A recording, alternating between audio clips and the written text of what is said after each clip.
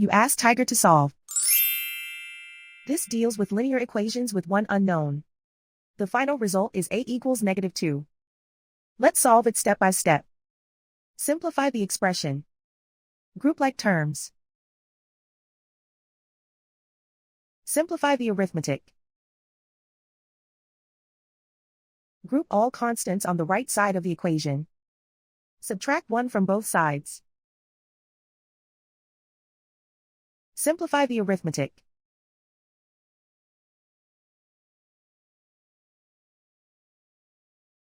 Isolate the a. Divide both sides by 6. Simplify the fraction. Find the greatest common factor of the numerator and denominator. Factor out and cancel the greatest common factor. And so the final result is a equals -2.